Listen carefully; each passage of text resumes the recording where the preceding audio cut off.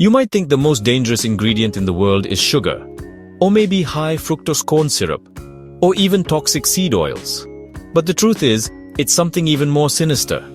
A hidden chemical you'll never see listed on a food label. It's more dangerous than refined sugar, starches, and trans fats combined. And here's the scary part. It's in almost 40% of the foods people eat every day. Scientists call it acrylamide, a potent neurotoxin and a probable human carcinogen. Classified as such by the EPA and several international cancer organizations. In animal studies, acrylamide has been linked to brain damage, nerve damage, reproductive harm, and aggressive tumor growth. But here's the twist. Acrylamide isn't something food manufacturers add on purpose. It's a byproduct, a chemical accident created during cooking. The science points to a well-known process called the Maillard reaction, the same browning effect that gives baked bread its crust, coffee its roasted aroma, and French fries their golden crispiness. This happens when a specific amino acid, asparagine, found in foods like wheat, corn, rice, and soy, reacts with refined sugars, such as glucose, dextrose, maltodextrin, or high fructose corn syrup, all under high heat, typically above 285 degrees Fahrenheit.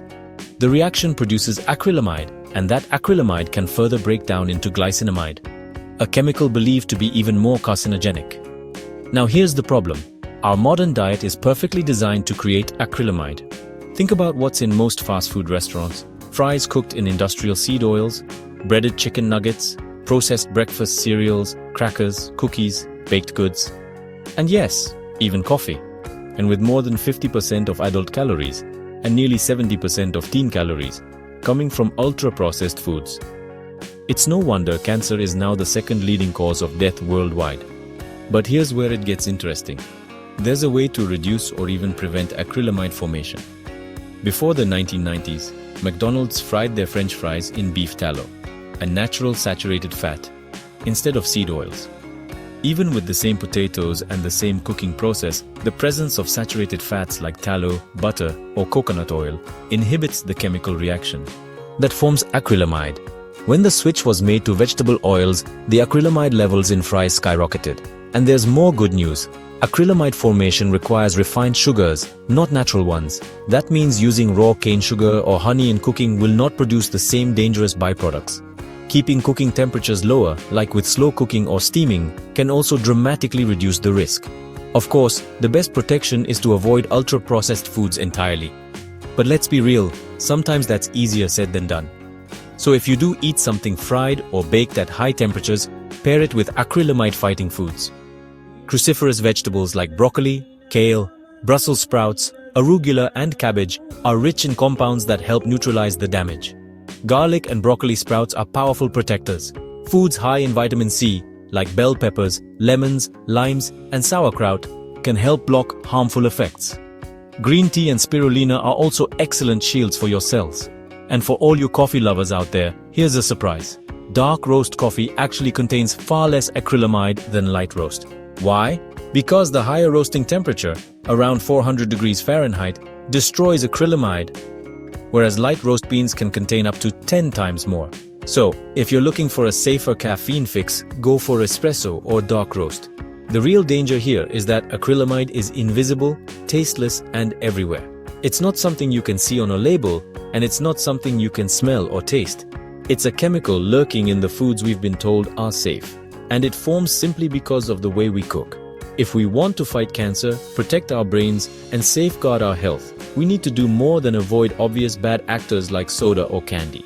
We need to rethink how our food is made, what fats we use, and how much of our diet comes from heavily processed sources. Small changes, like cooking with saturated fats, lowering cooking temperatures, eating more whole foods, and pairing high-heat meals with protective vegetables, can make a huge difference over time. Your health is in your hands, and the more you know about what's really happening in your kitchen, the more power you have to change the outcome. Acrylamide isn't just a strange word buried in scientific reports. It's a very real chemical, and blood tests have shown traces of it in millions of people worldwide. Once it's in your body, acrylamide can quickly transform into an even more dangerous compound called glycinamide. This small molecule has the ability to slip into your cells and damage their DNA. Over time, those DNA mutations can trigger the growth of cancerous tumors. What makes acrylamide so insidious is that it doesn't act like food poisoning. There's no immediate stomachache or sudden illness. Instead, it works silently, building up little by little. Every crispy French fry, golden brown cookie, or extra toasty slice of bread can add a little more to your body's burden. Epidemiological studies have linked high acrylamide exposure to increased risks of ovarian, endometrial, and kidney cancers in women, and prostate cancer in men. And while cancer is the most alarming consequence, it's far from the only one. Acrylamide can also cause serious neurological damage. In industrial workplaces, where workers have been exposed to high levels for long periods, symptoms include numbness in the hands and feet, muscle weakness, slower reflexes, and even memory loss. Now, the amount from food is lower than in those settings, but the danger comes from years of steady exposure. Then, there's its effect on hormones and fertility. Animal studies have shown that acrylamide can reduce sperm count, alter sperm structure, and disrupt normal reproductive cycles in females. For younger generations growing up on processed foods, this could quietly chip away at long-term reproductive health. The most vulnerable group? Children and teenagers. They get a higher percentage of their daily calories from ultra-processed foods than adults, which means, pound for pound, they're often getting a bigger dose of acrylamide. And because their bodies are still developing, the potential long-term damage is even more concerning. The bottom line is this: acrylamide isn't simply a byproduct of frying or baking. It's the perfect storm of modern eating habits. Ultra-processed ingredients, high-heat cooking for speed, and cheap industrial seed oils all combine to create the ideal conditions for acrylamide to form, and for health problems to follow. If you want to protect yourself, you can't just check the nutrition facts panel. You have to think about how a food was made and what it was made from. Because acrylamide isn't something companies add to food. It's something we create in our kitchens every day without realizing it. Practical ways to cut acrylamide from your diet. Reducing acrylamide doesn't mean you have to give up every crispy, crunchy food you love. It's about making smarter choices in how you cook and what you pair with your meals. Use lower heat cooking methods. Steaming, boiling, and slow cooking create almost no acrylamide. If you bake or fry, keep the heat moderate and avoid charring the surface. Light golden brown is generally safer than deep brown or blackened edges.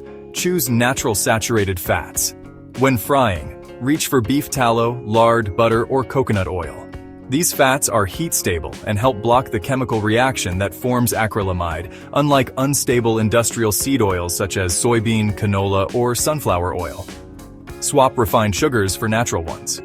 If you're baking or making sweet dishes, use raw cane sugar, honey, or natural syrups instead of white sugar, glucose syrup, or high fructose corn syrup. Natural sugars don't drive acrylamide formation the same way refined sugars do. Pair at-risk foods with protective ones. Cruciferous vegetables like broccoli, kale, Brussels sprouts, cabbage, and arugula are rich in sulforaphane, a compound that helps your body neutralize acrylamide. Add garlic, broccoli sprouts, bell peppers, citrus fruits, or sauerkraut for even more antioxidant and vitamin C protection. Rethink your coffee roast. If you drink coffee daily, choose dark roast or espresso over light roast. The high roasting temperature destroys much of the acrylamide in the beans, while light roast can have up to 10 times more. Cut back on ultra-processed foods overall. Swap boxed breakfast cereals for whole oats, packaged snacks for fresh fruit or nuts. Each simple swap can dramatically lower your lifetime acrylamide exposure. The goal here isn't to live in fear of every browned crust or crunchy snack. It's to be aware of the risks, make better decisions, and give your body the nutrients it needs to defend itself. And here's where you come in. If you found these insights helpful, pass them on. Share this video with friends and family who might not even know what acrylamide is or why it matters. And if you want more science-backed, easy-to-understand tips to protect your health, be sure to subscribe to the channel Live Healthy every day. Drop a comment with your own healthy swaps, and follow along so we can keep building a healthier community, one informed choice at a time.